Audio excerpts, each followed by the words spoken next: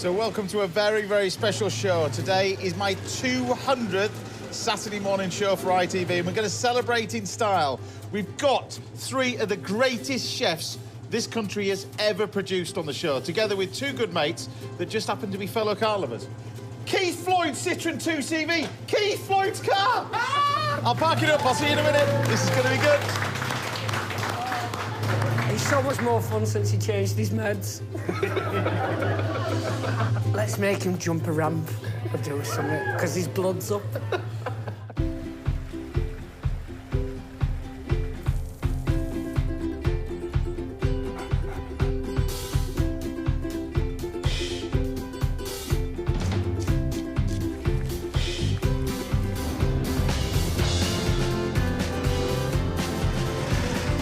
Morning. Are you coming in then? Good morning, and what a show we've got lined up for you today. We've got a car fanatic, fashion designer and male model. David Gandy will be joining us at the house. And if you're hoping for some eye candy today, then you don't need to worry, because we've got Johnny Vegas here as well. And I'll be in the south of France cooking for the home of the late, great Michel Roux Senior as I look back at some of my favourite ever food adventures.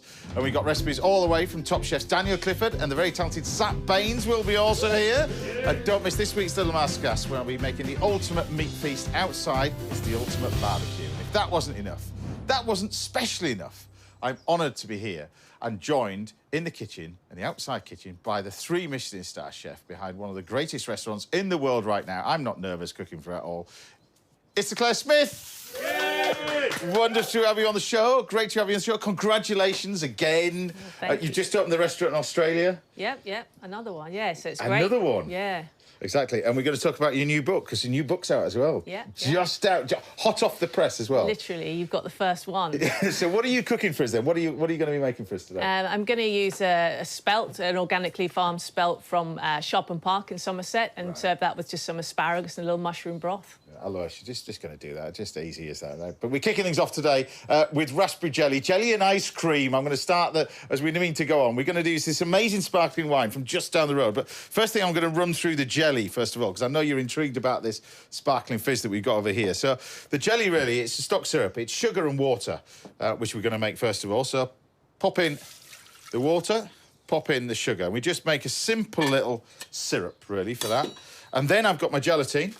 So we use some leaves of gelatine over here, which we need to soak in water. Now, it's a good idea with gelatine to look on the back of the packet to figure out how much gelatine you need per litre. So once you've finished with your liquid, you need to sort of measure it, see how much you've got, and then decide how much gelatine to add. Because you don't want too much, you don't want too little, of course, otherwise it won't set.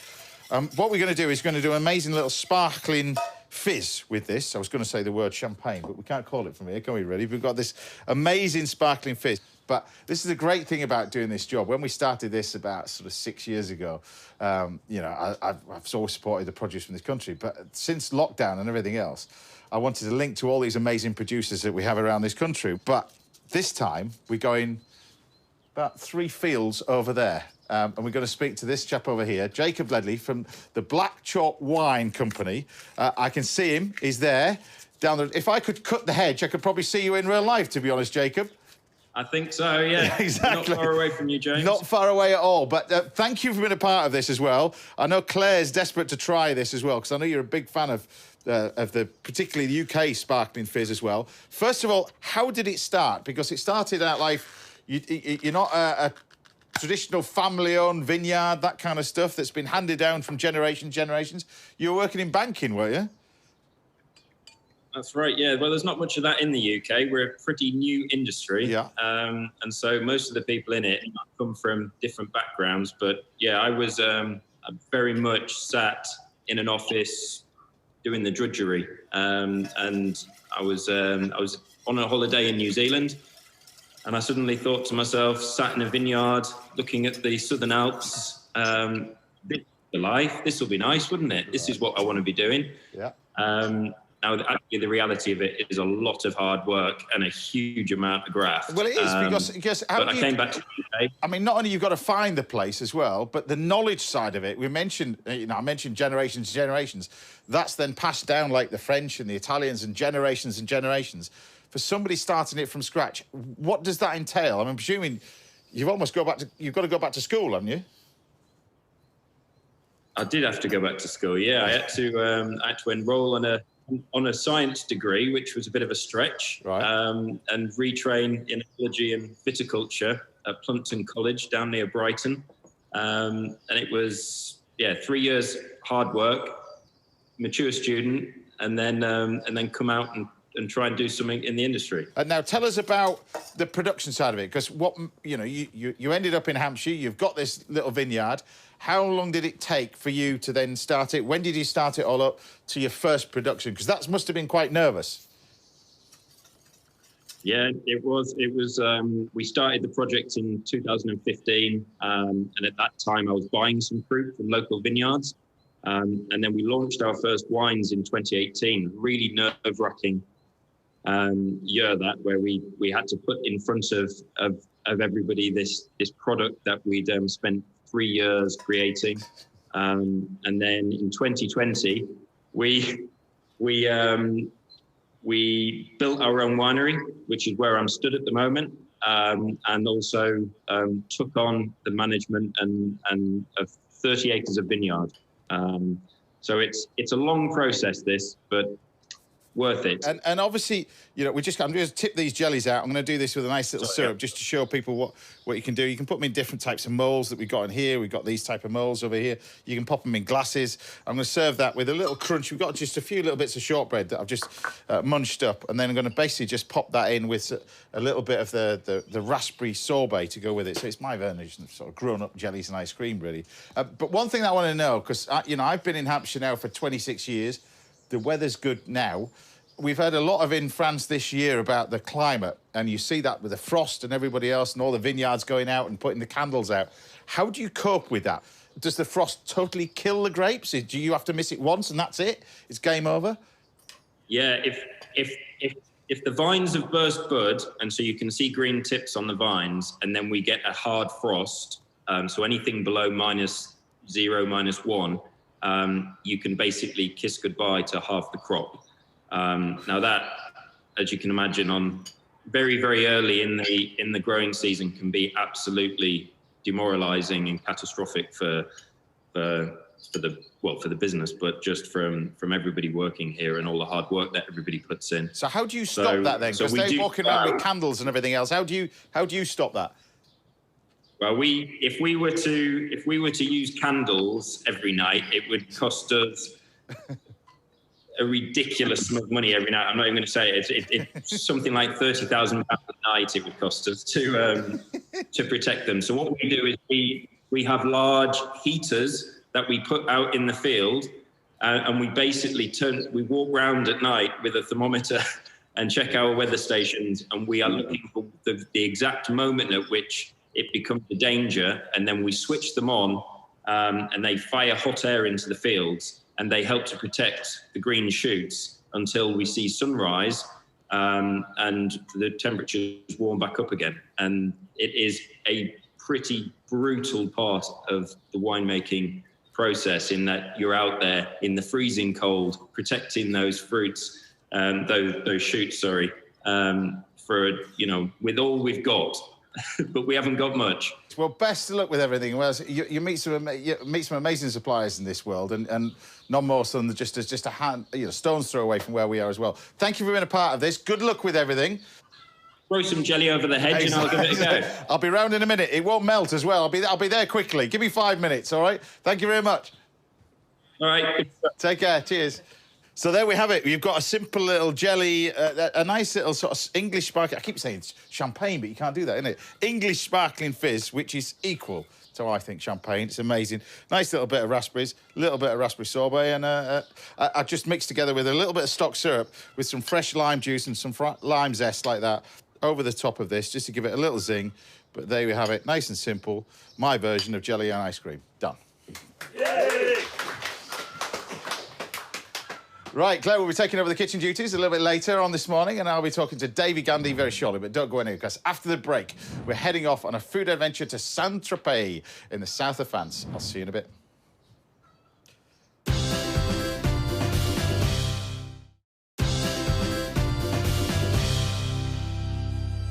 welcome back to my 200th Saturday morning show here on ITV. And I think I'm going to... Ching, ching. Cheers. Thank you for joining me as well. Pleasure. Thank you as well. Cheers. Ching, ching, ching, ching.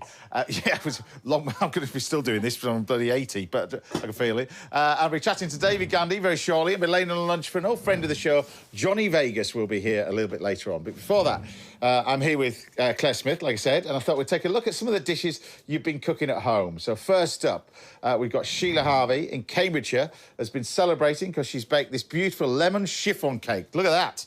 Look at that. I don't know whether it's sort of this big or this big. It's difficult to tell, really, on the plate. Anyway, but well done, Sheila. There you go. Next up, we got Selena Howe, was inspired on the show by Chef Paul Foster. He did a recipe for beef stroganoff. Selena, that looks pretty good as well, with the fries as well. Beef stroganoff. I love beef stroganoff. Me too. It's all so classic. And finally... I've just suddenly read this. I don't know what's coming. Finally, we got a video from Brian from Yorkshire. Says he's been watching this show since it's first started and fancies himself as a bit of a chef. Oh, I dread to think that. Here we go. 200 shows and still going strong. Who would have thought it? Nevertheless, it took a Yorkshireman like you and a great chef's son. We're very proud of you. Keep it going. Hello, Yorkshire. It's Cornish. Happy 200th show. Congratulations. That's absolutely amazing. It's an absolute honour to be a small part of that show from time to time. Love you to bits, mate. Congratulations. James, heartiest congratulations on 200 show. Kudos to you, mate. Only you could do this. Well done. Amigo James, congratulations in your 200 programs. And thank you so much to be part of that. Amigos, to everyone. And James, love you. Hi James, I just wanted to say congratulations on the 200th show. It's a real true testament to you and the team behind the scenes. It's a great Saturday show and I love being a part of it. Thank you. Hey James, you made it to 100 episode. I mean, you're pretty good at what you're doing, yeah? I think you should improve a bit on the pasta, but you're great and enjoy your butter. Love you.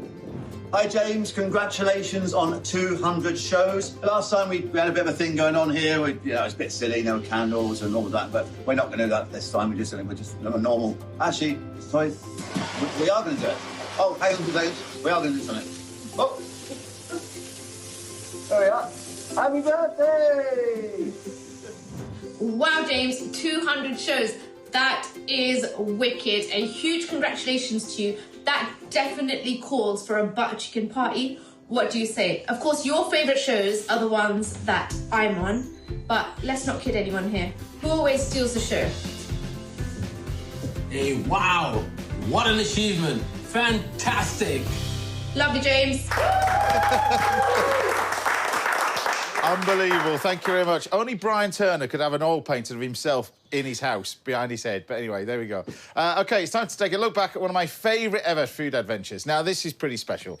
This week, I'm heading to Saint-Tropez, the home of one of the greatest chefs the world has ever known, the late, great Michel Roux Sr. Now, throughout my career, I've done, this month, 30 years cooking on TV. I've cooked in all corners of the globe. I've been very, very privileged to do that. But if there was one moment where I can pick the greatest moment in my life, it's this. Well, look at that. Now, what are we cooking? Well, we've got little quails, baby quails, spatchcock. Okay. I'll cook on a grill with herbs, thyme, fresh thymes from my garden, olive oil, and salt and pepper. That's it? And that's it. Okay. The whole flavour. So as usual, you're going to do the work and I'm going to look at you. So, basically, down the back. Beautiful, beautiful. You got a plate? Yeah, I've got a plate. Okay. That isn't it lovely? Hey, look, simple. Yeah. A lot of people don't think of cooking stuff like quail and well, you cook partridge and stuff like that on a barbecue. It's nice. Huh? Absolutely, it's superb. Okay. Much better. But the salt, you see, that's sea salt again. So why do you put the pepper on after then? Because the pepper burns. A bit of olive oil. Okay. Here we are. And then the thyme. It's like any herbs. You must not use too many of them.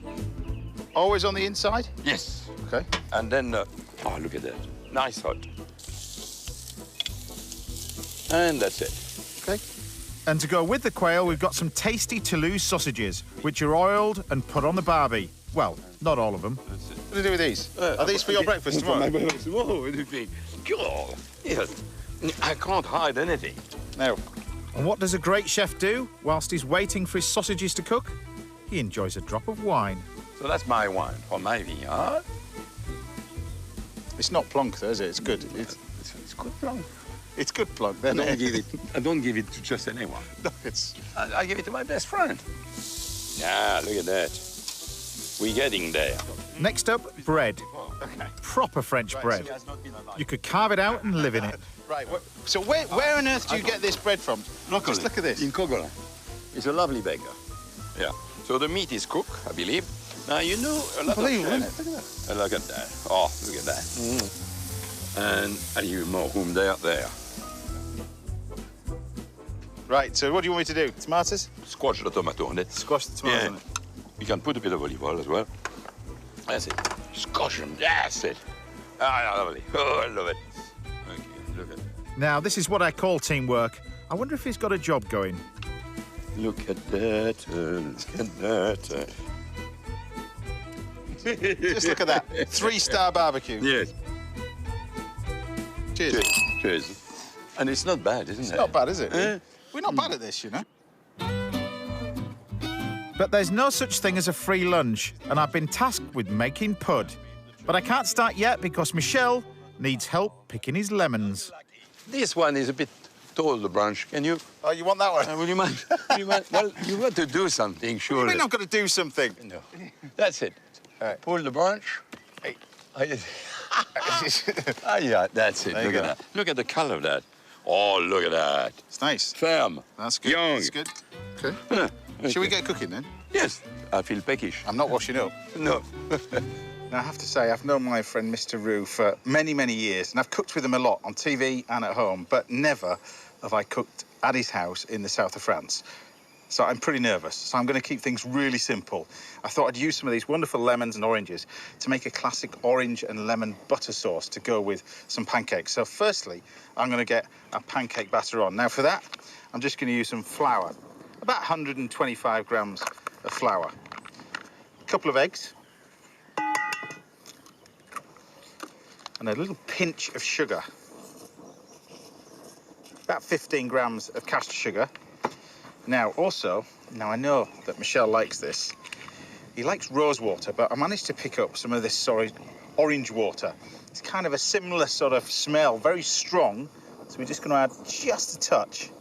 And more than that, just a little hint of the orange blossom water in there. Now, I'm going to use a combination. Rather than just use milk, I'm going to use a combination of milk and cream to make the batter. So firstly, we pop the milk in. Give this a quick mix. Now, ideally, you need to leave this to rest in the fridge overnight. He's not promised me a bedroom yet, but we're working on it. This may or may not swing it. Now, I'm just going to enrich this with just a touch of cream. So instead of making a traditional pancake batter, which is basically just flour, eggs, and milk, this one has a little bit of cream, a pinch of sugar, and some of that orange blossom water. Just a little hint, because his taste buds are pretty on the ball, to be honest with you. Now, grab your oranges and just segment them. The easiest way to do that is follow the shape. So once you make one cut, the second cut follows the shape of the orange. And then all we do with that is you take your knife and then in between each little line, cut. And that'll give you the segments you need. Keeping that juice as well, because this is quite crucial. Keep it all in the same bowl. Like that. Give it a squeeze. And what I'm going to do now is just repeat the process with these wonderful roux lemons. So follow the shape of the lemon. Pressure's on. I haven't felt this pressure since my old cookery teacher used to stand behind me at school. Mrs. Baxter was her name. Right, now, our sauce. This is the key to this. So plenty of oranges and plenty of lemon juice. Straight into our pan.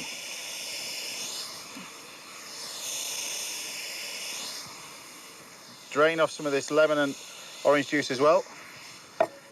And then grab some, basically some icing sugar really.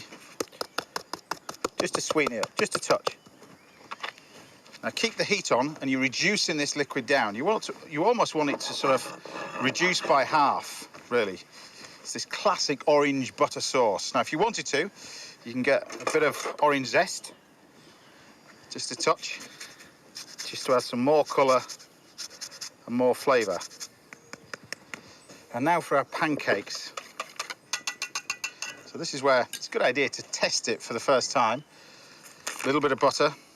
Now, ideally, you want a bit of clarified butter for this, but as soon as you're outside, just a little bit of butter. Just some plain butter will do. We pop the pancake mixture in, give it a quick swirl, and just leave it. Now, our sauce is not far off, so we'll just switch off the heat. And you can see, look, Rob, if you go in here, it starts to go sticky. You see the texture of it? If I get a whisk, you can see what I mean. See that? But to turn this into amazing orange butter sauce, you, of course, need butter. But what you have to do is be quite bold with the butter. And the butter is the key to this. Whisk it off the heat. Look, that sauce is perfect. Have a quick taste.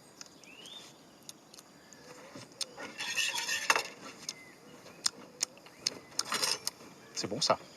It's good. Take our pancake, flip it over, make a few more. Because this one is always for the cook. Now notice I said cook, not chef. There's only one chef in this household, and it ain't me. It's the concentration. Now what I'm going to do, just to finish off the sauce, is we take the orange and the lemon.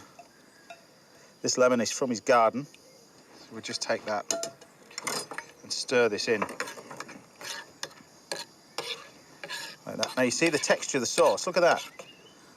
It's actually the butter that's thickened all that together, nothing else. So concentrate on my pancake. Oh la la la la la la la la. La la la la la la la la.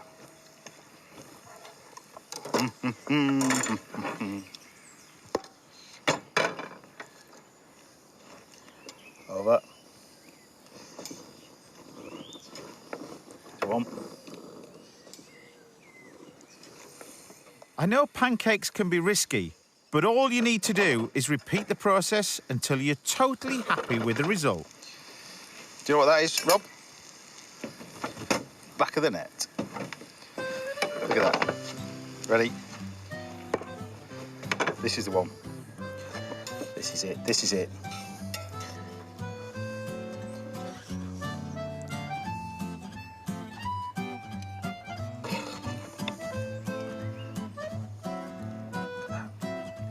Just look at that. Orange and lemon butter sauce. Monsieur, a crepe with essence of orange blossom water, orange, butter sauce with a hint of roux lemon. Thank you. Thank you. Careful, careful. My God, I've got few trees on this place.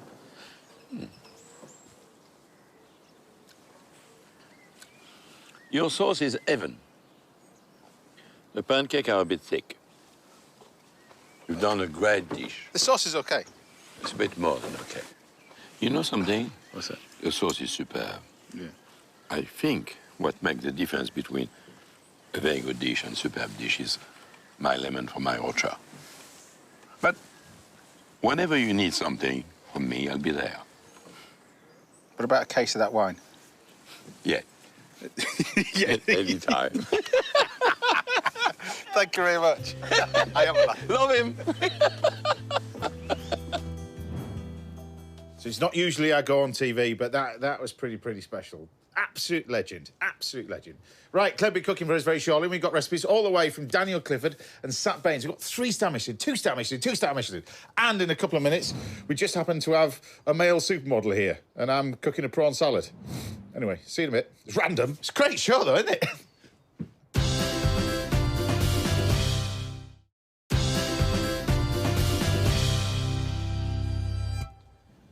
Welcome back. Now, coming up, we've got a masterclass in barbecue that you won't want to miss if you are going to be cooking outdoors this summer. But first, I'm here with a writer, designer, a total car fanatic who happens to be one of the most famous male models on the planet. It's the brilliant David Gandy. Welcome to the house. Welcome to the show as well. We're going to cook for you. I'm going to cook for you a wonderful little salad. Because I was thinking, right, what am I going to cook for David Gandy here? So I'm going to do a nice little sort of spinny salad with crispy leeks. These are deep fried. Measly little... The whole point about this is dressings with some nice barbecue prawns as well. I know you're a bit of foodie. Are you a chef in the kitchen or not? Yeah, I am. Jazzy, I always sort of have been in many ways. So, yeah, I do cook. I mean, I do have, I hope I include you into one of the very accomplished chef friends. And then even, like, the MD of my new company, he was, like, trained as, like, Michelin star chef. So there's a lot of pressure if they come round for dinner. So why the food bit? Was it the food because of the health side of it? What inspired you to fall in with the food? I suppose your job goes hand in hand, doesn't it, really? You are what you eat, aren't you, really? You can be. I mean, I think there's a truth in that some ways. I sort of taught myself a lot about nutrition, I think. That was the important thing. I don't think it's sort of... We're educated enough on it in many ways. So once I'm more sort of understood about it, and about cooking, and then it's, you know, it's either passion, you either love something or you don't. Well, you say that because we both had the same sort of passion when we were young kids, and we'll talk about the cars a little bit later, but you wanted to be a vet like I did.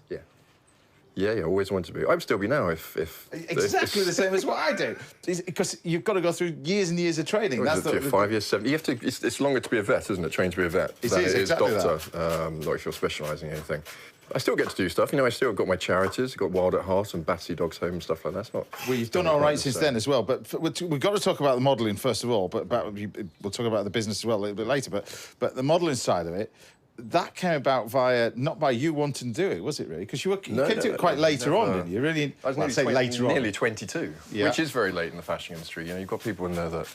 I was working with a girl the other day, a female model, who I've been in the industry for 21 years. She's been in the industry for 10 years, and she was 21.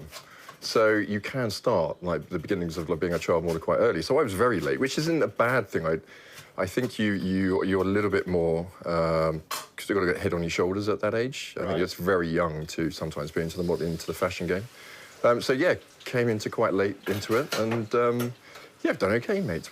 You've done all right, exactly. But how was it been? I mean, a male model in that industry, obviously, 99.99% of it's female models. Yeah. But how do you become that successful being a male model? Was that something that the drive? Because I get the urge, you know, you're not frightened of hard work that goes hand in hand. Yeah, I don't think Where does that ethos come from? Your family? Yeah, that's a family, yeah. My parents started their own businesses, and I grew up in a household of them working from 7 o'clock in the morning till midnight. They dealt with a lot with estates as well, so they had to be in there. You've got that same drive, in, you know, doing whatever you're doing, reading about grafting. I call it because I'm originally from Essex, and there's a thing there, I joke about it, but we're quite grafters in many ways. So we kind of sort of went from there, and I think I looked at the industry kind of some objective kind of way. So I'm giving you a sort of a leek sauna with this, really, at the moment. Sorry about that. Delicious. I'm looking forward to it.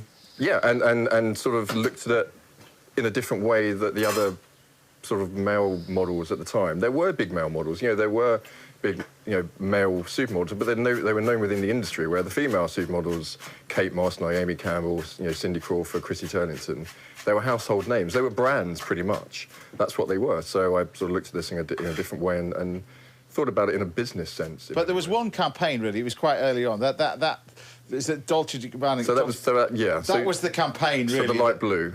Yeah, the pants. Yeah, well... Where there were swimming shorts, but yeah. Exactly. But that was the campaign, really. Was that the one that set you off on a global success? Because, I mean, it was an iconic image, but you then it was all over. Was it Times Square? Times Square, and yeah. Please tell me you got a photograph of that. Did you take a photograph? No, I never actually got to see it in Times Square. But, it's yeah, that's what started everything off. Of course, and I think there was something to do with I was, you know, the guy in the Dolce advert or the guy in the white swimming shorts kind of thing.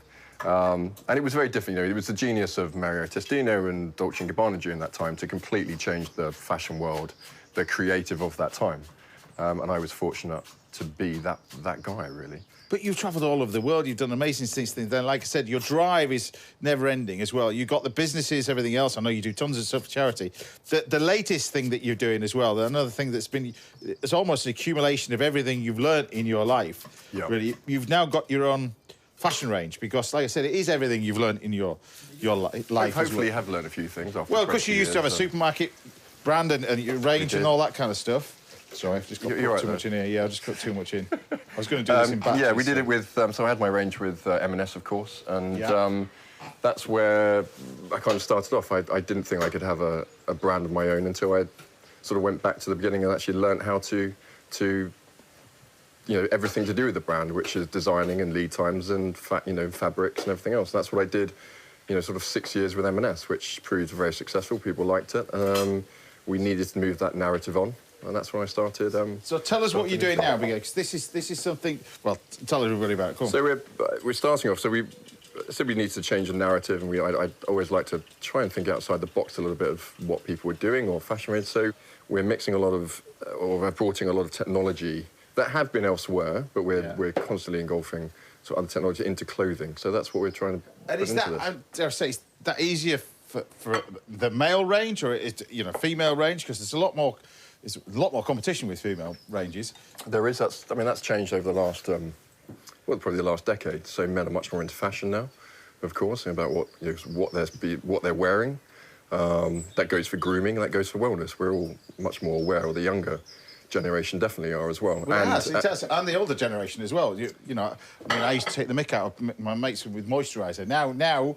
I'm 50 this year, and now you're just going, you just take it as course. No, of course, absolutely. It's true, isn't it? And it's talking about where we'll go from there, like with men's grooming, you know, and then there's, you know, serums and, you know, even sort of under-eye sort of makeup and stuff like that, to like how far will actually sort of men will go. But I think we will at the end of the day, because we all kind of know, and no one will ever admit this, but, you know, if you've got your girlfriend or wife stuff in the bathroom, you know you're going to try her...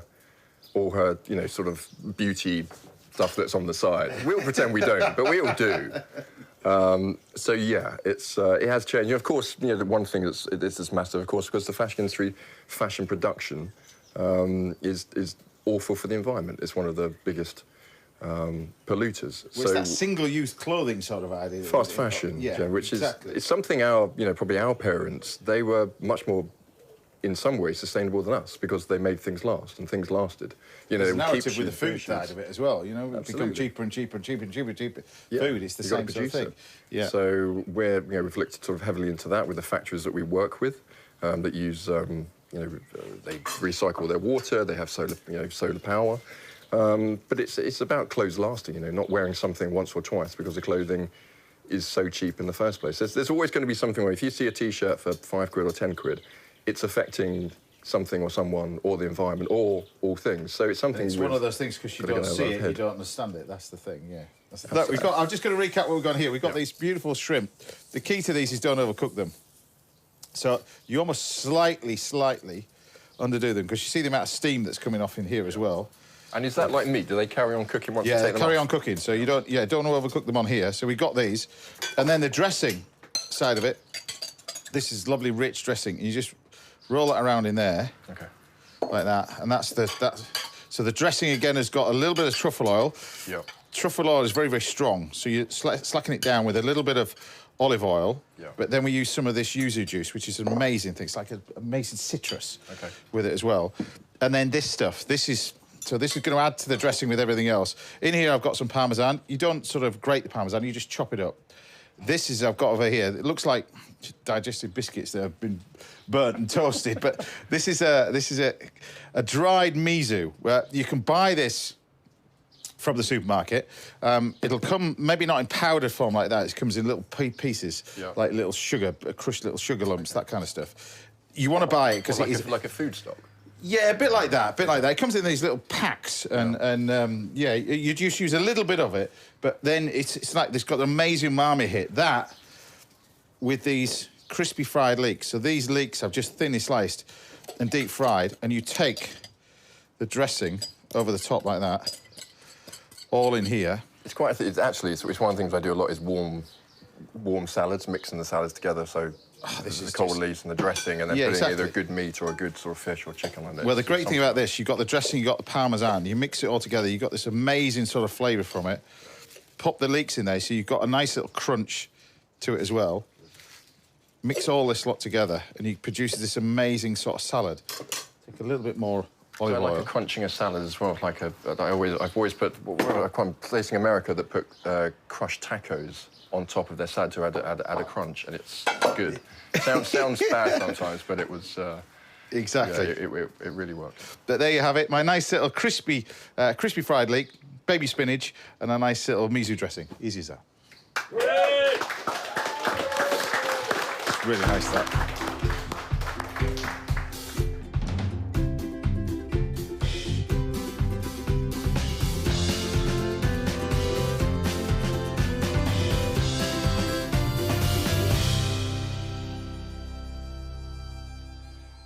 There you go. Bon appetit. Looking forward to this. Yeah, Wow. yeah, I don't even know where to start.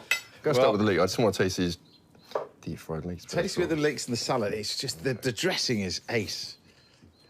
Those barbecue prawns, though, that's the way to... Barbecue prawns with the crispy leeks in there. There you go. I was saying, like, as in, with the barbecue, I always do fish on barbecues, never meat, which disappoints some people. That with the fish is really, really it's just good. Incredible. There you go. Well, you're going to stick around as well. I'm going to cook it for you a little bit later. You and Mr. Vegas as well, a little bit later on the show.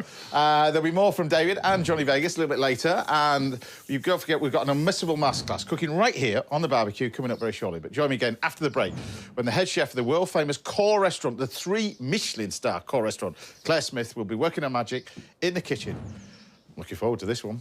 See you in a bit.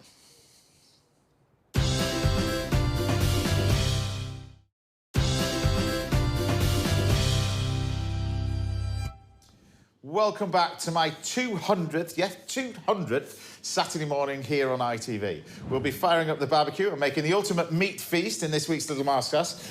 And I'll be cooking a spot of lunch for Johnny Vegas and Davey Gandy a little bit later. But first, it's an honour to be joined in the kitchen again by a chef whose food is setting the restaurant world alight around the globe, both in the UK and Australia. It's the fabulous Clare Smyth. And also, if 3-star Michelin wasn't enough, I'm also joined by the owner of Midsummer House. It's the brilliant Daniel Clifford. 2-star as well. They're just ganging up on me over here. So, welcome to your house, both of you. What are you going to be doing then? I'm going to be cooking Sharpen Park spelt with some asparagus, wild garlic, broad beans and a little mushroom broth. Really simple, like a risotto. This is quite cool, isn't it? It's like having your chef's table in your house, isn't it, every week? Well, look, there's not many better people in the kitchen than Claire, so... Yeah. It's true. Absolutely true. So this is like a risotto, really. So I'm using spelt from Somerset. Do you know this one? Yes, I do know, I just love spelt because it's super nutty and just really good for you. We always have some kind of spelt dish on the menu, but it's really lovely. Now, obviously, people could talk about the restaurant Core, and you ran Royal Hospital Road for how long? Too long. No. For Gordon? No, how long did you run it for? 8, 9 years, I think. And is having your own restaurant, I know you've had your own restaurant for a while now, but is your own restaurant everything you thought it would be? Yes and no. Yes, of course. It's great to have your own restaurant. You know, there's a lot of responsibility that comes with that. You know, there's a lot of pressures, financial pressures, staff dealing with human beings. Yeah. But yeah, I mean, you know, I've been very lucky, but it's been all right. Yeah, it's been all right. Well, I went on opening week. Yeah. And I went back just after Claire got 3 stars. Yeah. And I'll be honest with you, the transformation of you can see how in such a short period of time it's done so much growing up. Yeah. And obviously it's investment and Claire's invested everything into it, but you can see the restaurant has just progressed and progressed and progressed. I think it's the best dining experience in London, there's no doubt about it. Because you mentioned, I mean, it is a team effort, front and back of house. That's what makes That's what makes both of your restaurants so special, isn't it, really? Yeah, I mean, Daniel keeps sending his front of house to me, which is great. Exactly. I think half our team is from Midsummer. That's why they're so good.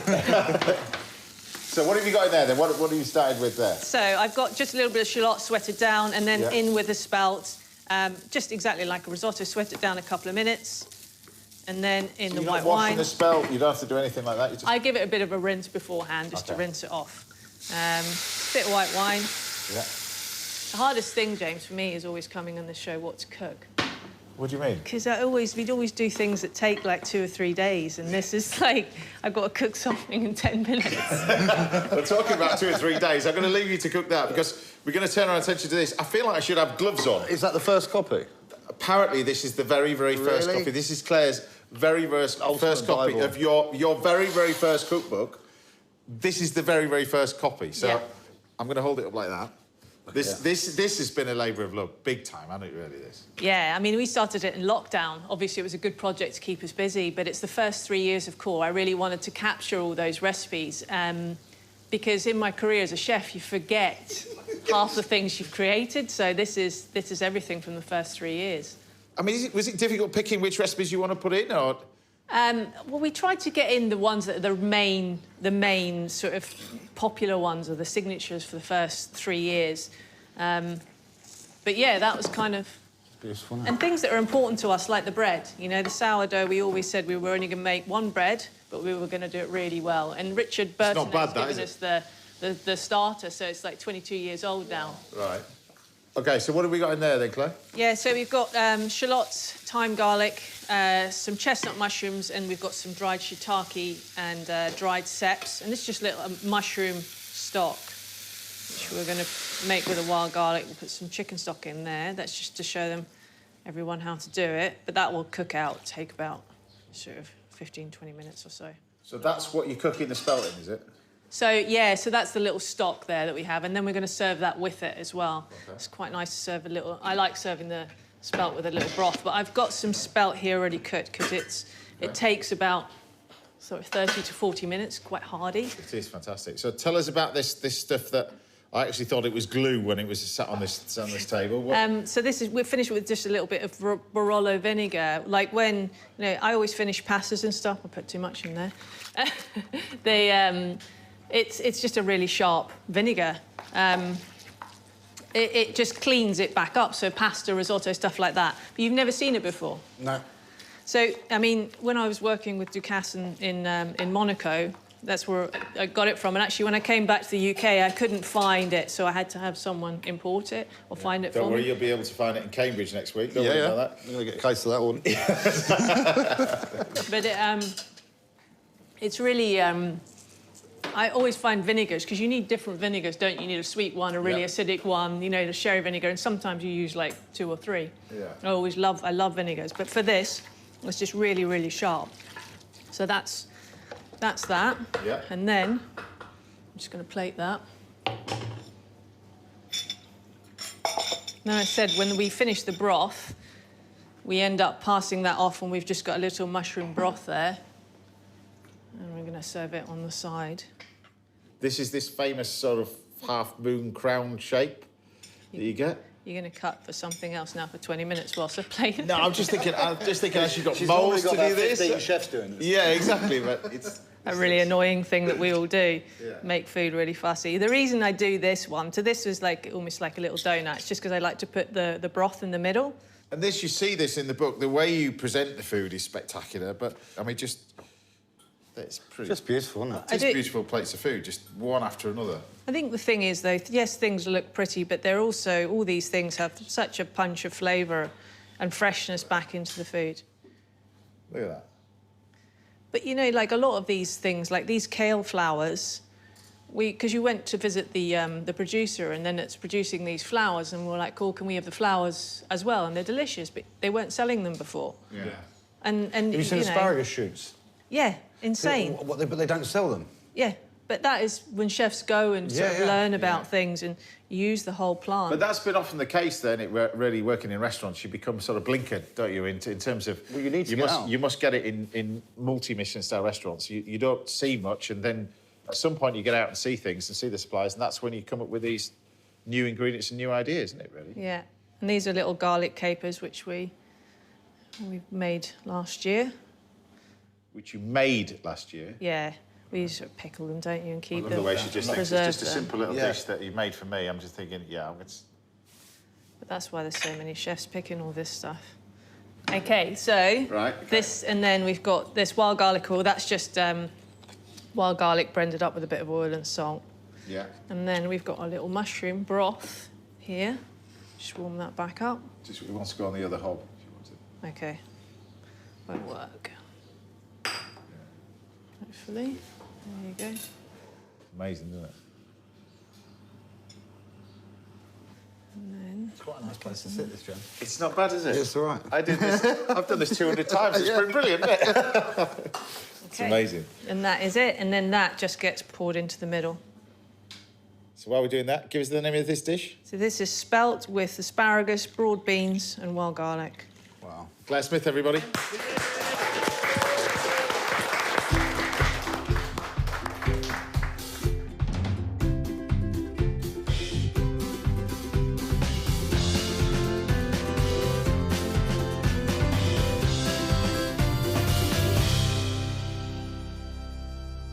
That looks amazing. Go on. It does. It looks pretty spectacular, doesn't it, really?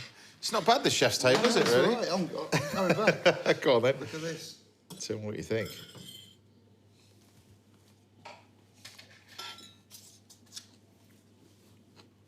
It's just fresh and beautiful. And the vegetables are cooked. It's just, yeah.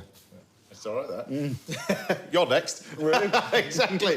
That's it. Clare Smyth, everybody.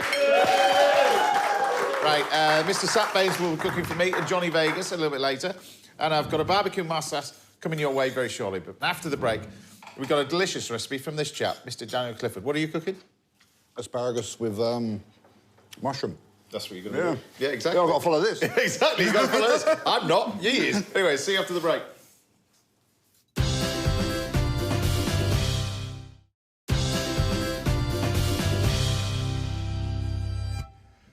Welcome back. Now I'll be giving you some top tips in barbecuing, and this is a little masterclass, and I'll be treating Johnny Vegas and Davey Gandy to my recipe for fish and chips a little bit later. Mushy peas, white sliced bread and butter. But first, I'm here, and as it's my 200th show, I'm here with a chef who served up some of the best dishes I've ever eaten on my years of TV. From Cambridge's Midsummer House, it's the brilliant Daniel Clifford! First of all, ching, ching, ching, ching. Yeah, I'm going to ching, need this. Yeah, Claire is joining us in the kitchen as well. Yeah, cheers. You didn't tell me about that, did you? No, the great thing about this is because I didn't actually tell him that Claire was going to be here. So, look, and you can see my hand shaking. I actually didn't actually tell you that Claire was going to be sat here as well. So, Claire, welcome to the chef's table. Oh, yeah. Thank you. Please, can you come here every week? This is very funny. So, Mr. Clifford, what are you going to be making for us? A mess now, James. Go on, then. So, no, I'm going to do a Cambridgeshire asparagus dish with mushroom, pistachio and chocolate. Yeah. Mark, the head chef, goes every morning. We're very lucky. We've got, I think, one of the best producers of asparagus in the UK. Yeah. Mark drives there every morning and actually watches the guy pick it. So we pick it and we only order what we need. Yeah. So that's brilliant. Asparagus is an amazing thing. And if given the right conditions, in 24 hours, it actually grows back to being a full stalk. It comes all the way up on its own. Yeah, and it's look, I'm already making mistakes. You've got to come back here every time. No, please don't. Have you actually eaten at this place? I have, yeah. Right. Not since the new staircase got done. New staircase and everything. You wrote a book in COVID. I became a DIY master. It was. See, I saw this because this you started. Well, it was a bit of DIY, and then it sort of took over your life, didn't it? Really? Well, it's just once you start, you can't stop, can you? Well, particularly with all those spindles that you got to do as well. I wasn't going to use this, but I am now. She said. Okay. So this was the template that we took the mick out of him. Yeah. This is to measure the asparagus spears. So basically, just quickly go around the outside. And I'm just going to go down this. The whole idea of this is the zero waste from the asparagus. So tell me about Midsummer then. Tell me about how do you end up in Cambridge? How do you end up in the place? In Cambridge? How long's it been there? I came to Cambridge from Leeds. I found it's a two-bedroom villa on the Common in Cambridge. Yeah. Wanted to move back down south because I'd been in Leeds for 4 years. And I'll be totally honest with you, I found it, thought, yeah, this really is... You're searching for a restaurant on yes, your own? I was searching, but I wasn't searching. I was 24. Yeah, wow. So, yeah, lots changed. But it has become iconic, really. I think in the area, yes. I think we've produced some amazing staff. Yeah. I think that's... My legacy is... most of which ends up in your restaurant? They're all in Sat's, Claude's, Clare's. I'll be honest with you, if I recalled them, I'd probably get 3 stars, but I think... Cambridge has got the college, it's also got a catering college. Yeah, it's called you. I think it's... What's nice is, when I first originally opened it, I felt like we were out of the way, we could get on with what we wanted to get on with. Yeah. And now I feel as a chef, I feel like I've changed. I feel like I'm more into ingredients now. We're not copying trends. So what are you doing here, then? So what is this? So this is a pickled chestnut mushroom. So this has been pickled in a Chinese rice vinegar. OK. So I'm mixing that with the raw asparagus. What I like about this dish is you get asparagus in different ways. And this is a pistachio mayonnaise. See, I'd love to know how your mind works. You see a little glimpse of that when you do that snack show. Yeah. How on earth does your brain work? Well, I'm lucky because down the bottom of the garden I have I've built myself a development kitchen.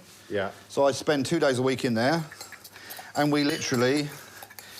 Last night I was peroxiding. I went and got some hair bleach, and I was bleaching veal bones. Yeah. So I've made a soup. So I've made asparagus velouté, which is very simple. It's just chicken stock, onions, cream and asparagus. So I'm going to cook that. So quickly... He's in a zone now. You can feel he's in a zone now. You see, stop shaking. He's in a zone. These are... so this is my moulds. What are these things? So this is just a bit of drain pipe from B&Q. Right. Your house is going to flood. That's a drain pipe, isn't it? So, I can't even remember if I seasoned that. I've got to taste it, because Claire's in here. Do you use stuff like this? Yeah. You use stuff like this? Yeah. This is the nice thing about doing the show, is you come down here and you see what everyone else is doing, but also, you know, like Claire's vinegar, that's going in the back of the car. And you're shaking. You've never been shaking on my show. No, but I've never had a glass of wine before I've done cooking it either. You've never been shaking. Stop it. Stop it. You're making me worse, the pair of you. It's great, it's great. It's great. It's because he's done a really complicated dish, hasn't he? No, Claire, it's not. Yeah. It's because you two are sitting there. No. Yeah, it's not the two of us. I think it's some certain person sat here, not me. Right, so then we're going to take some mushroom. Yeah, he's on it now. He's in his zone. Don't start shaking with that thing, whatever you do. Yeah. Don't cut yourself. Take the cutter. Yeah. So is this on your menu? Tell us about your... So Midsummer, you've got tasting menu, a la carte menu? I've got a tasting menu, which is 14 courses long, plus snacks about 20. Lunch menu is 7 courses long. Yeah, in the kitchen I've got Mark, my head chef, he's now a part owner. He's been with me 12 years. He's one of the ones no one's having. Yeah, but, you're not having him. No, it's good. I'm happy. So now what I do is, this is a cocoa nib powder. So the outside of the cocoa, you have this nib, and people are using it for chocolates. But what we've done is we've roasted it, and then we've just ground it down, and it gives you a really, really nice nutty flavour. And what that did is that's where the... oh, my plate, look at it. I've got smears everywhere. Yeah. Normally... Yeah. Normally I'm all right. I've never seen you like this. I'm loving this. Yeah, yeah. Right, so now you take the asparagus puree. Yeah. Something's... The colour's amazing. Look at that. So that goes in the middle of the plate. Do you know what I love about having you all here? Is the workmanship that goes into it, but also you can tell the love of food. Do you know what I mean? Whatever you are, but this level is just, it's cool to watch. Just developing this dish, the length of time that he would have spent on the development of this dish to get it to this stage is right. So then maybe something people don't understand. Board. Yeah. And then we take. What is this you got in here? So this is a mushroom puree. So it's a Paris brown mushroom puree. And then I've thickened it with pistachio paste. But it's a new pistachio paste that we bought. And I'll be totally honest with you, It's not a green pistachio, it's like a roasted pistachio puree. Yeah. And the flavour on it is absolutely phenomenal. Now we take some green pistachio over the top of that. And with you, I mean, you kind of... Any ideas to travel the world and open another one, or is no? I'm really into my fishing. A little bit of sorrel. I know. I saw a picture the other day. You'd been out and caught this massive carp. 57-pound carp in France. I'll be honest with you. It was -3 outside. I was in a tent. My missus was freezing, and yeah, I caught a beautiful carp, and I just it's sort of.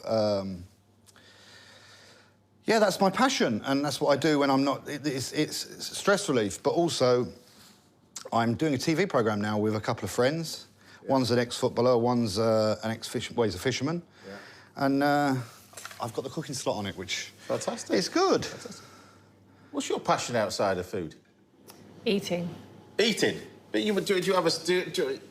like, he's got fishing and stuff like that. Do you have a passion outside of... Cars. Cars, yeah. Travelling. Yeah, travelling, food, visiting lovely restaurants across the world. Yeah. Right, so now, this is... I love all these portions and portions. What is this thing? This is cocoa butter. We just put a few dots on that. I think it just brings the whole dish together. Just melted cocoa butter? Yeah, it just brings a bit of richness to the dish. So that's that bit. Yeah. I'm going to do 2 of these. And then this is the what? This is the asparagus soup that we've made with the trim. So this is the whole asparagus, or just the bottom bit that you made? No, this is the bottom bit, yeah. OK. Or if we go and they've got some smaller asparagus, we use the small asparagus to make the velouté. And what have you marinated those mushrooms in? What was that? That's a Chinese rice vinegar. OK. So it literally is. It's nuts, asparagus and mushrooms. So this goes on top of here.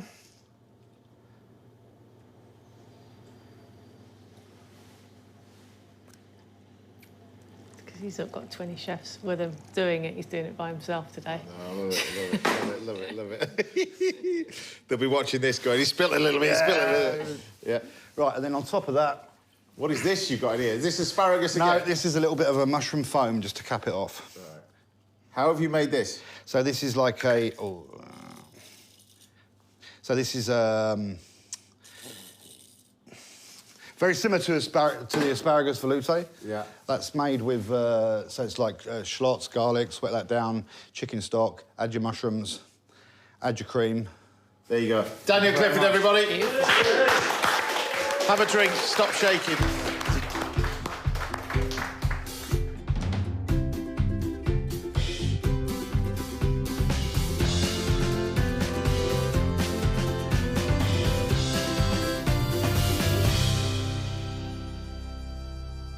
Right, here we go. Get to eat it. Here you go. Awesome.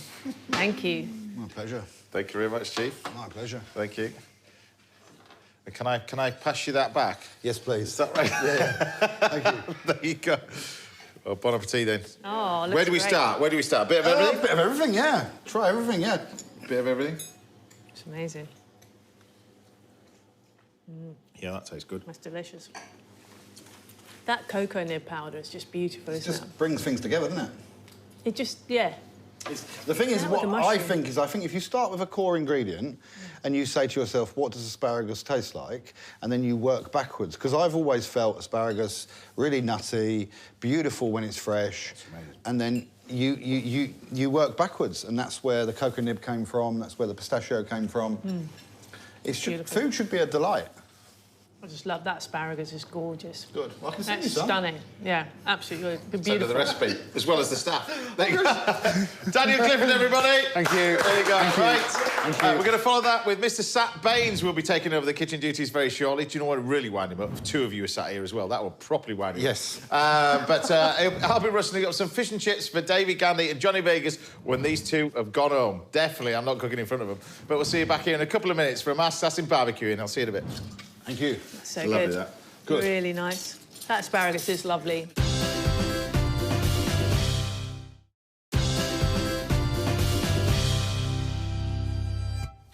Welcome back. Now, Top Chef and my good friend Sat Bains will be dropping by the house next, and there's fish, chips, mushy peas and white sliced bread and butter on the menu for Johnny Vegas and David Gandy. But first, it's time for this week's little masterclass. It's not really a masterclass, it's a bit selfish, this one, really. We're 200 shows in, so this is for me.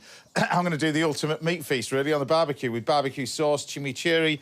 You can do vegetables on the barbecue. You can serve it with this sauce. You can do a chimichurri sauce with it. It's entirely up to you, really. But I've got a selection of different meats over here. I'm going to get onto the cooked ones in a minute, but first of all, we've got some beautiful types of meat over here, which I'm going to season all these up. So I've got some Barnsley chops. I've got some sirloin steaks. I've got some normal, conventional chops. Obviously, the lamb from this country is the best in the world as well, so we need to utilise that as well. So we've got these beautiful Barnsley chops. Barnsley chops are these, almost cut through the saddle over there. You've got double whammy of meat as well in there as well. So these are going to go straight on our barbecue, like that. Straight over there. We've got some lamb chops over here as well. They're going to go on there. There you go. I've got to make sure I've got enough space because I'm going to run out of space in a minute. Very, very quickly. We've got sausages. That's going to go on there. They're going to go straight on. And then we've got our sirloin steak. They're going to go on there. So very little room left on our barbecue. But what I am going to do, is before I do the rest of it, is do our nice little sauce, because I've got some cooked meats over here that we're going to do as well. So barbecue sauce. How do you make a barbecue sauce? Very, very simple. A lot of people buy it. It's really, really easy to make it yourself. What you start off with is some ketchup. So barbecue sauce fundamentally is ketchup, sugar and vinegar. Sometimes with soy, but there's really the main part. So it's very, very simple to make. We'll keep an eye on all this. Make sure we don't have the usual burnt offering. There we go. Keep your eye on this one. So look at this. So to cook this quite simply, so we're just going to keep our eye on the chops. Like that. Probably take those off in a minute and finish them off the pizza oven. So, when we're doing our barbecue sauce is ketchup. Like that. Good dollop of ketchup. We're definitely going to keep our eye on our lamb chops over here. I'm just going to lift these out. So, take those out. And pop them on our tray, look. So... Look, they don't take very long to cook all these as well, but we've got our amazing lamb chops. Look at these. Now, the benefit of having this, to be honest with you, not only we can do it on a barbecue, we've got this amazing pizza oven behind us. They're amazing, the pizza ovens. You don't have to get the big ones like this. The little ones are just really good as well. The little small ones, the little, almost like portable ones as well. They're brilliant, but they're just fantastic to cook on. So you've got the lamb chops over here. Looking pretty good. I don't want to do the stereotypical burning stuff on here, so I'm going to lift this off. I'll take these off. There we go. Sausages, they can come off. These are obviously not cooked yet, so what we're going to do is just pop them in here. So I'll lift this one forward, and we'll put that one in here to keep our eye on that one. So I'll just turn this around. Not quite happily sit there. They're going to take about sort of 2 to 3 minutes to cook. So while that's cooking, we concentrate on our barbecue sauce again. So we've got tomato ketchup, we've got sugar, we've got soy sauce. Measure everything like that. Vinegar. I use white wine vinegar for this, really. Just a little bit of white wine vinegar. You can use red wine vinegar, but we're going to use that in for our other sauce. And then I love maple syrup. Maple syrup, if you want to ring the changes for this, maple syrup, a little bit of whiskey, bourbon, something like that is fantastic in here as well. But just bring this to the boil now, and this is your standard little barbecue sauce. Really, really simple to make. And that sugar and the ketchup and the maple syrup makes it lovely and sticky, which is fantastic. Now, you can spice this up if you wanted to. You can spice it up with a little bit of chilli. You can spice it up with a little bit of garlic. You can put things like fennel in there as well, but a little bit of garlic, which you got in here. Touch of chilli, green chilli, red chilli, it's up to you.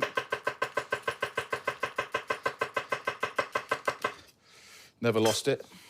Never really had it, to be honest with you, but this in here, I know what people are thinking. This goes in here. Now, we turn our attention to the cooked meats.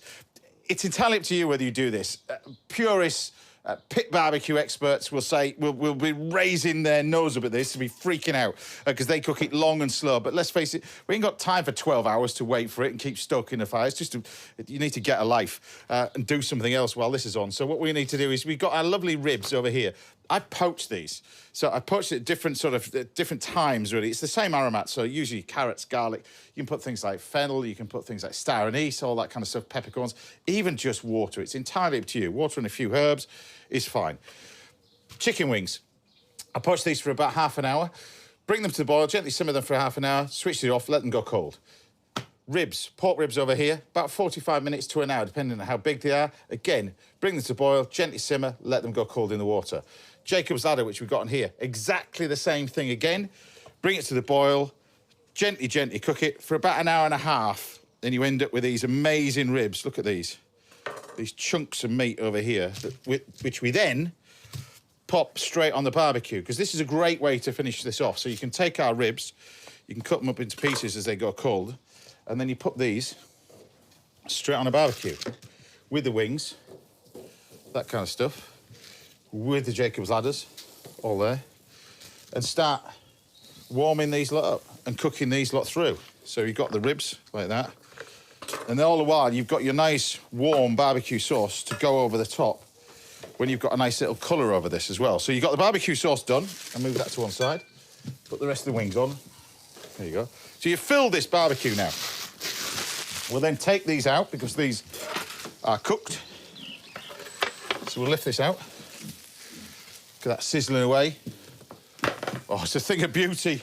So while that's happening, we can do our last sauce, our other sauce with this.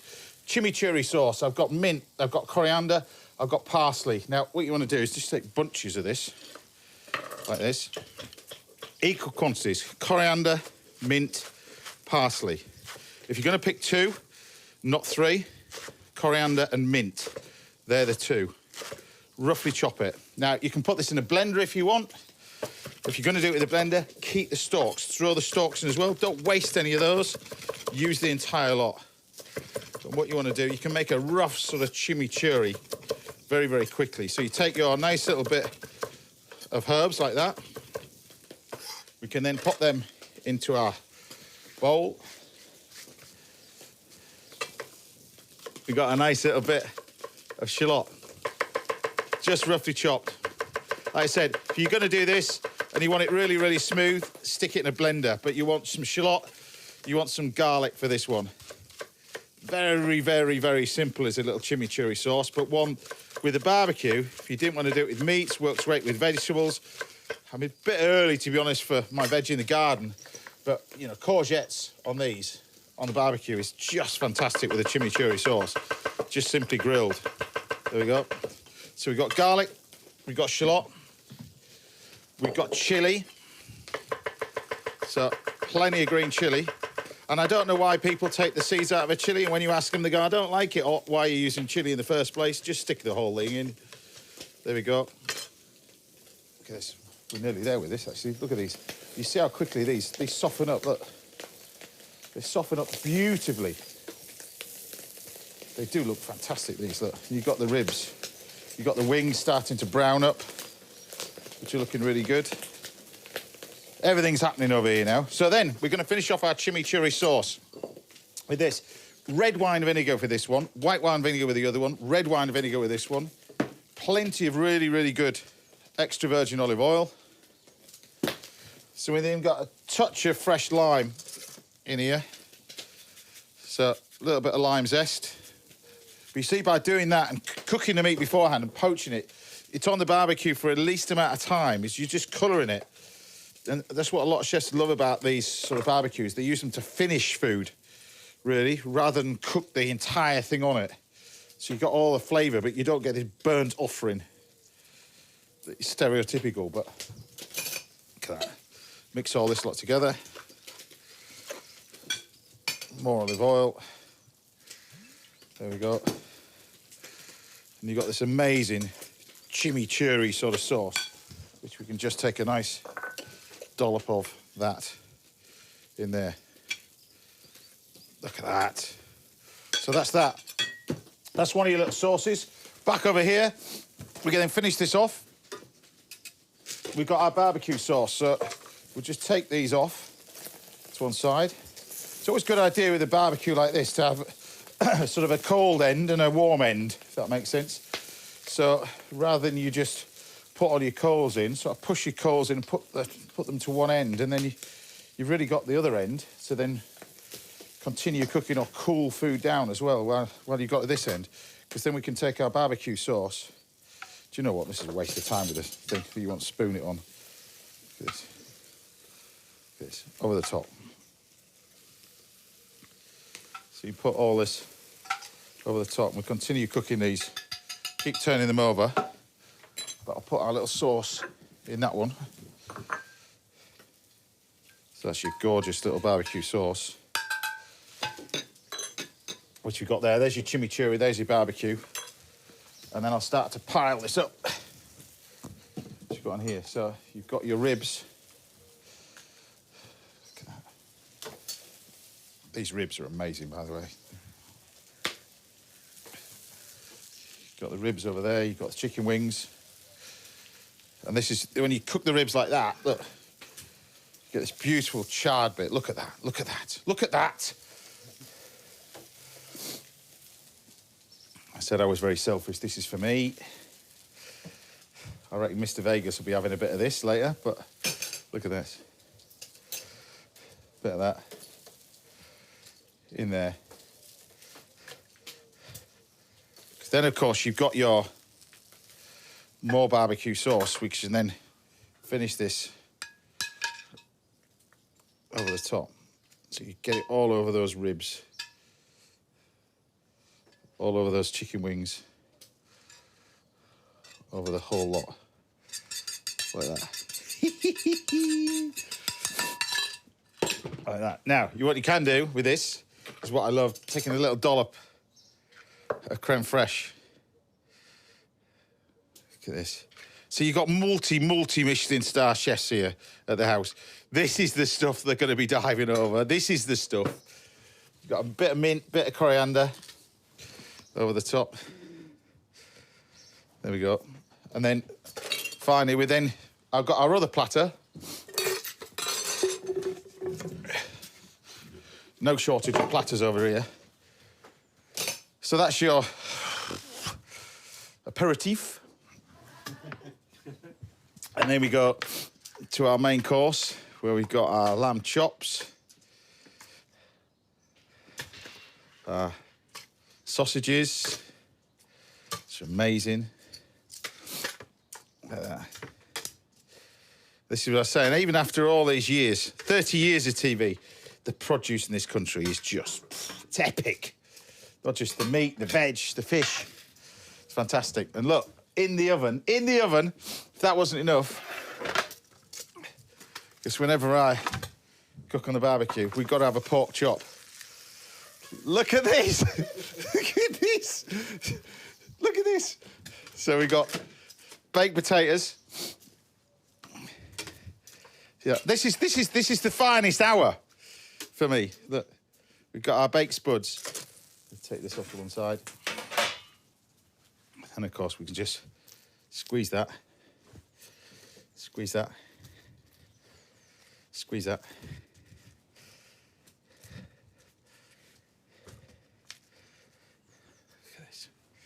Is that. And then whenever you're eating baked potatoes, it's all about the butter. For me, really, it should be equal quantities, potatoes and butter when you eat these. Put a nice little knob of butter in each one. And then finally, we've got our chimichurri stuff that can go over the top of this. And there we have it. You know, through all these shows, I've done 200 masterclasses. And I reckon, to be honest with you, I've saved the best till now. Because this, you guys come to my house every Saturday morning. For that, I thank you dearly.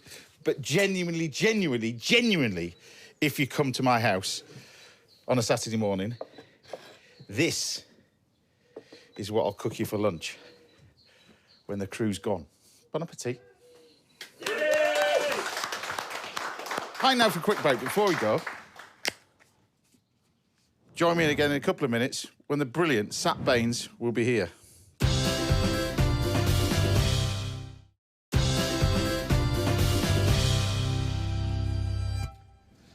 Welcome back. Now we're serving up a final course of fish, chips, mushy peas and white sliced bread and butter at the end of the show. But first, we've already had chefs with 5 Michelin stars in my kitchen today. Taking that total to a total of 7 is a man who's been serving up stunning food in Nottingham at his restaurant for over 20 years. It's the brilliant Mr. Sat Bains! And Mr. Johnny Vegas is joining us as well. Right, we're both out with the drink. We need some food. What are we going to cook? Cool. So we're going to do, like, it's obviously spring. Do a little vegetarian stroke with a bit of meat. So it's like a tagliatelle. So the tagliatelle is made out of kohlrabi. Right. You can make it out of turnip, celeriac, anything. Potato. So the beauty of these machines, like a Japanese mandolin, is it turns that beautiful veg into a very long... Just turn the machine just so you can people look and see it. Look, look. So let's see how long that is. Hold that, Johnny. Let's see how long this is. I know, but I feel like somebody's going to run across and go, I won. Look at that. I came first. That's from one little root vegetable, you know? That's like from a little kohlrabi. One kohlrabi. So you want it into nice pieces, so I'm going to just... But it's not pasta. No, but wait till you taste it. No, I'm not criticising you. But the beauty is it's not as heavy as pasta, but it's still a vegetable. But the beauty is we've done it in like an emulsion. So we're going to get this is the sheet. So you pop that in there. Right. So this is the ones that you've cut. Cut basically into nice ribbons. Yeah. And the beauty of this is it's going to cook like pasta, but it takes around 2 minutes. Right. So in that 2 minutes, we're going to make a little bit like a salsa verde pesto hybrid. Right. So old school. These are herbs from the greenhouse. At the restaurant? I nabbed some of them earlier, and it's incredible, you don't need salt. What have you got? Because you've got sorrel in here. Lemon balm. It's got marigold flowers. It's got wood sorrels, red vein sorrel. So basically, it's all these micro herbs. I've a big pinch of it. I very rarely have the chance to use the word vibrant. Oh. In my day-to-day, you know, and you go, the cat's dead. Oh, the salad's vibrant. But that is absolutely... So what you're going to do, it's not going to be a true pesto because it's got no garlic or pine nuts, but it's like a salsa verde, for a better word. So tell me about your restaurant as well, because your restaurant you've had, I mentioned the fact, 20 years, I mean, it has become a gastronomic capital, global gastronomic capital in Nottingham. Well, it's one of them. I've hit 23 years now, so... Yeah. I got to the point, I think, with COVID and everything else, I just kind of had enough. So I said to Amanda, my wife, because, we need to do something. I'm fed up. So we had a massive refit. So we had a refurbishment. We lost 10 covers, so we're down to 28. Right. We stopped doing lunches. Yeah. We put the price up because obviously everything's going up. Yeah. And it's the best thing ever. So 26... Why did you look at me when you shifted? Shall I tell you why? Because it was quite dangerous, and I thought, there's no way I'm going to be responsible for you cutting yourself. OK. Right. And so what I thought is the noise was too much. COVID obviously has made everybody think differently about their work, their mental health, and I thought, let's stop doing the 250 covers with what we used to do a week. Yeah. We're down to 150, no lunches. Wow. It's changed the game, James. Can I ask you, though? I'm honestly not being... Because we were chatting earlier about my favourite comedy club I ever played was Nottingham. Right. Always will be. Just a Tonic was the night of my... But, when you go, right, I'm going to do world-class cuisine in Nottingham. Yeah. What's the thing? How did you fight the temptation not to go to London or to go somewhere else and go, oh, I could get so much more? It's not that. I've always believed, personally, it's never been about where you are, it's what you do. So if you are aiming to be a world-class chef, people will travel.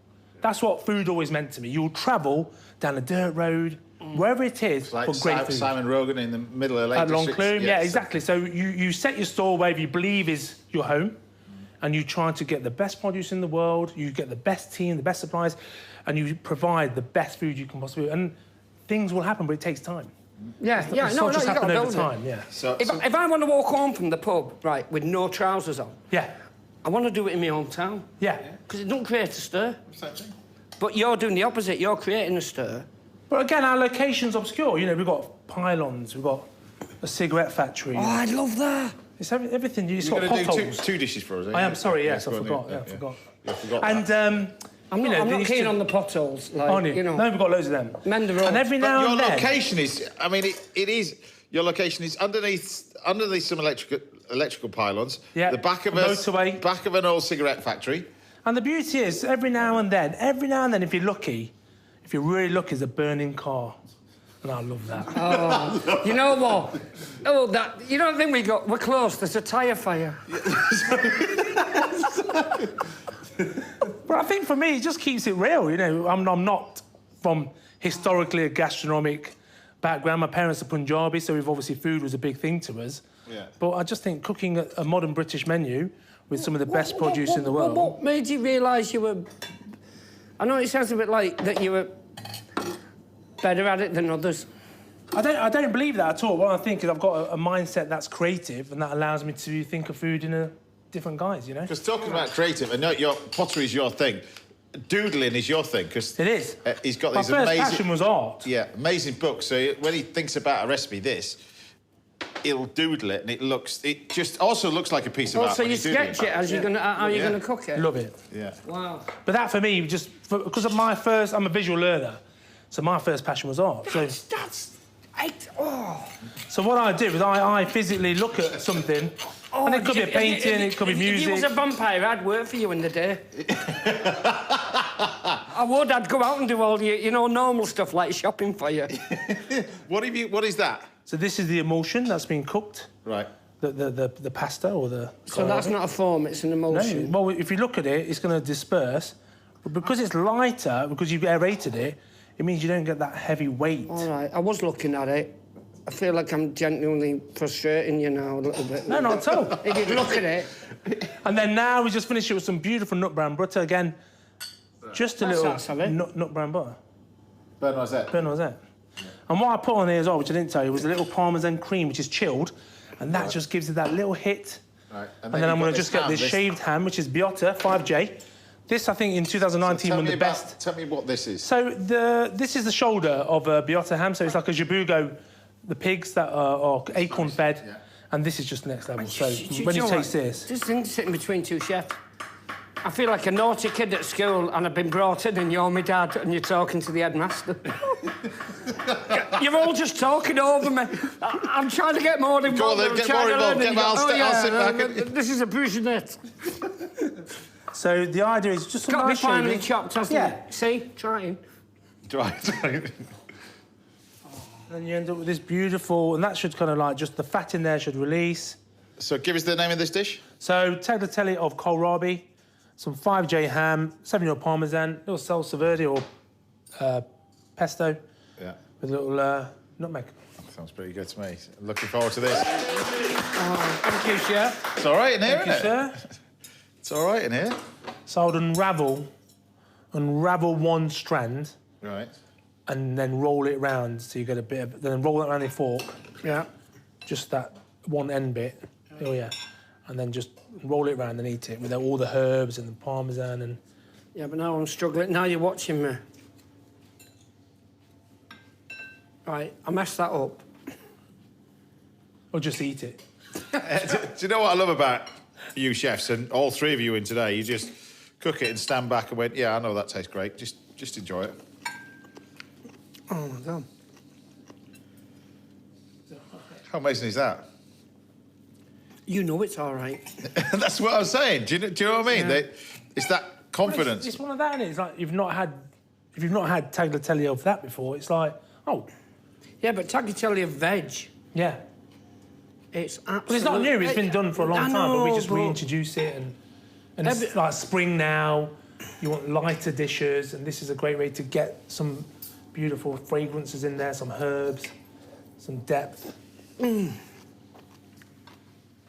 That works then, doesn't it? It's brilliant. Palate-wise, it's like your mum and your angry stepdad have gone away on holiday and you've got the house to yourself.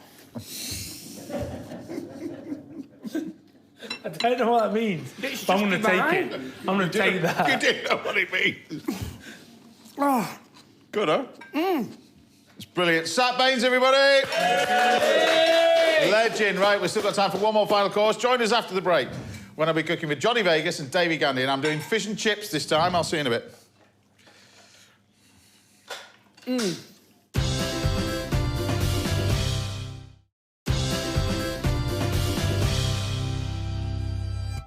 Welcome back to the last part of the 200th Saturday morning here on ITV, and I'm celebrating in style with my brilliant guests, Johnny Vegas and Davey Gandy.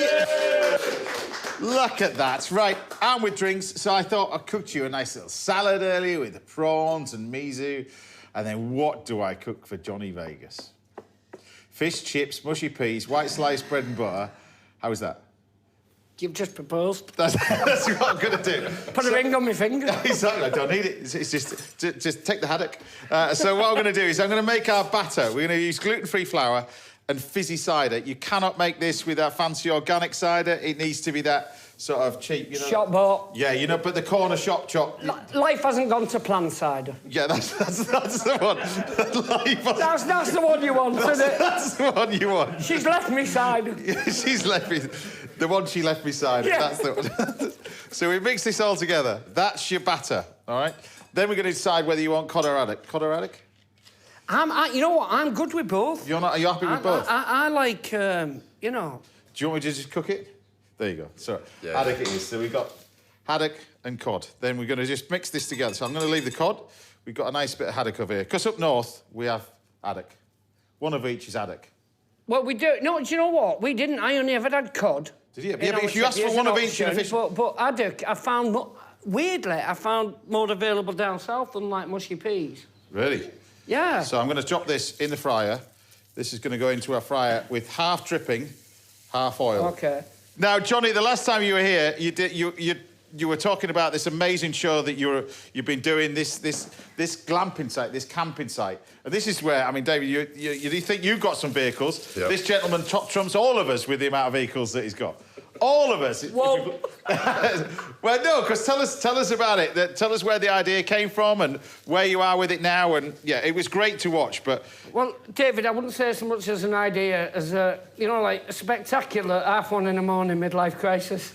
Yeah, gotcha. Yeah. I bought a Maltese bus. Bought it. Yeah. Tried to bring it back into the country. 3 attempts. 3rd attempt, the ferry caught a fire. Because of the mafia. Every time I think came out, they did. They torched 5 cars. We had to pay Lloyd's of London to get it back off the... You think it's joking? This is true story. Yeah, it was the bus equivalent to Christine, wasn't it? Yeah. What made you fall in love with the Maltese bus? Because they're absolutely unique, and the more I learnt about them, I thought they were ex-UK buses, you know, that had been sort of sold on. Yeah. They're not. They just took any parts they could get from anywhere. So every single bus is absolutely unique. And we went through hell and high water, got it back into the UK, rebuilt it from the floor up, basically, from the chassis up. Turned up on the field, comes over on a low loader, you know, and you go, they said we couldn't do it, but look at that. A man has got a dirty dream. He's got a dirty dream. 5 minutes later, the producer comes over and goes, it's crashed into the barn. I went round the corner and hit the barn, and I was just when I was about to go, everything was going to implode. Yeah. Paul Leo's brother, Joe, went, is that where you wanted it? And you know when somebody makes you laugh against yourself, because you've got to go, if you don't laugh now, I'm just going to have a meltdown. But I've been through so much to even get there, and to have that in the field. Those people who haven't seen it, we're going to talk a little bit more later. Just check out this. This is from the first series. Just enjoy this. I'm so excited for you. I'm not going to say anything, though. Well, I can't... I don't even want to look up. I'm walking like a scolded child, Well, looking at my apparently, you feet. can see the sight from the road, and we've just totally not seen that. Are we mad? No, I don't think you are. I think when you see it all... Yep. Oh, where have you been all my life? All right, I don't have to worry about being underwhelmed. I knew it. Oh, I knew you'd love it. Go on and have a look. Oh, my God. That's the fastest I've moved since lockdown. There you go. You've got to be doing series 2. You must be doing series 2. We are doing series. Do you know what? What was honestly lovely was the first series was so well received. I've never done out where people were universally like, we're behind you. It's like, we need a win. So when it hit the barn, people were like, oh, God almighty. But then we're looking for new land because our previous landlords, they're developing their own site now. Right. So if anybody's got a bit of land watching this, contact you. Bit of land. We thought we found it, and we're expanding slightly. So you had an amazing fire truck, which was cool. Which they did the bed in the back of the trailer. Truck. We've got Billy the Snail. Yeah. There's only one like him, Morris Minor, with a 70s caravan welded onto the. David, you haven't seen it. You think you've tricked out your cars. This time, trumps both of us. Did you eventually... Citroen, there's only 13 of them ever made. Yeah. We've got that. Imagine the view. That's not on there. What about the helicopter? The helicopter. I've got a Puma helicopter. I joked at the end of it, but I found an helicopter. It doesn't fly, or it does fly? No, it doesn't fly. I can't rent it out as a flyable helicopter. I cannot promise. Imagine the view. Exactly. So look, I'm going to put a bed underneath. I knew this chat would be like this. Anyway, the fish is in the fryer. Sorry, that's an in-joke, everyone. But we are going to... the peas that are on here. Oh, look, sorry, James. Marathon peas. It is a cooking show. Well, it's not really a cooking show. I don't care what it is, to be honest. Imagine the view. Exactly. So these are Marafat peas. A little bit of baking powder. These little tablets come with it. You put that in there, leave it soaking overnight, and you end up with these. What you do, you need to soak them for 24 hours. You take them, put them into water, cook them for about sort of a good 45 minutes to an hour. They want to cook just gently like that. And then we end up with our classic mushy peas. Now, what I want to chat to you about is your ability in the kitchen. Yeah? It's last time you were here, you took the canopy off the kitchen? I blew up my kitchen, yeah? But you know what? With a can of condensed milk? It's worked out for the best, because now I've got a 3 oven... I've got something pretty similar to this. Right. But like 1/10 the size. Right. I've gained 2 hobs. I think internally, something emotionally was crying out for a larger oven set. Yeah. But we've seen you on that, you know, the cooking show. You've been in Rosemary Schrader. What was that like? We were so close to becoming lovers. The way that woman just... she just spoke to me like I was nothing. Really? But there was love. It was like tough love. It was amazing. She taught me more about seasoning. Yeah. What she told you about seasoning? In the space of a few weeks. Just about it's a class thing, isn't it? It doesn't have to be spicy. It doesn't have to be hot. Right. How to use seasoning and blend it through food. How to not overcook everything. Yeah. You know that classic thing you've been raised on of boiling stuff into oblivion. Yeah. Or doing... And mixing and matching and cooking in ways that I'd never cooked before. Did you enjoy that? Asian, I loved it. I found it really hard work. Right. Really stressful, I won't lie. Yeah. But you just come out of it going, you can cook. I think you reach a phase in your life where you go, you know what I mean? I'm this good. Yeah. But I'm only this good. And then somebody comes along and shows you stuff, and you go, no, hang on. It's like anything. If you stop learning... I don't think that... I mean, people say I can't cook. I never believe that at all. I believe everyone can cook. There's certain levels you can cook to. Everybody can give it a go. But, so... I think you were to comfort zone. Right. So your comfort zone in this kitchen is now set? It's always building. It's always building. I think the hard thing is if you're on your own, is making the effort for yourself. So are we going to see you out on tour again? Are we going to see Johnny Vegas out on tour, the comedy tour? Because this is what people want to see, don't they, really? I mean, love you on the TV. Yeah, I genuinely think so, but it's a bit off the leash, isn't it, though? It's a bit like, I don't know... Comedy's changed now, hasn't it? I know, but I now see, like... I look at the stage and I look at, like, am I the naughty one in a nursing home? Right. I'm older. Am I the guy who goes, no, I'm going for the wee now, in the middle of my set? But do you miss it? I do. The sounds... You know what? I miss it when I watch it. Right. Because you want to be in with it. It's like walking a dog and other dogs are running around and your dog wants to be off the leash. You know, to run with them. That's what stand-up means to me now. That's I want someone to follow me with a bag. I love your... No, I do miss Just it. when I think I knew you, then you top trump everything and you go on a different piece. You know what? I love the fact you put scraps on. Yeah, scraps. You got to have scraps. You could buy them from my chipper. You got to have scraps. Honestly, 7p. You can have a bag of scripts. If your mates were well off and they had 15p for the bag of chips. Well, there you got your homemade fish chips, like that. But of course, it's all about the bit that comes with it. No, James, it's all about the cider you put in the batter and the fight we have afterwards. It is a little bit about that, but it's all about the tomato sauce, the vinegar. I would never, ever take that away, you filthy animal. Exactly. Yeah, this was why breakfast. I wanted... It's not breakfast, not it's breakfast. Salt, and then you've got your mushy peas, which has got butter in there. You've got a nice pinch of salt right at the last minute as well, which you want in there. That goes with it. Do you know what? It's the first time I've ever criticised your culinary expertise. What is it? Butter your bread last minute so there's still a bit of firmness, so the chips can melt into it. Feels like making love. We got mushy peas.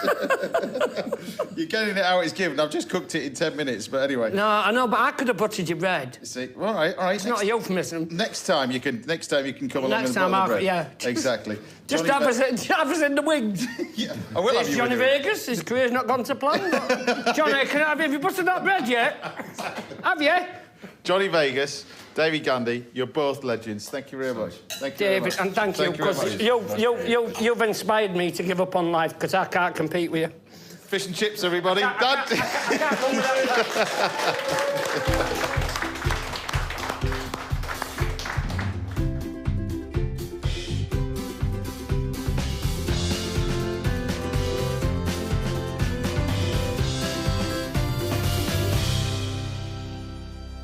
Bon appetit.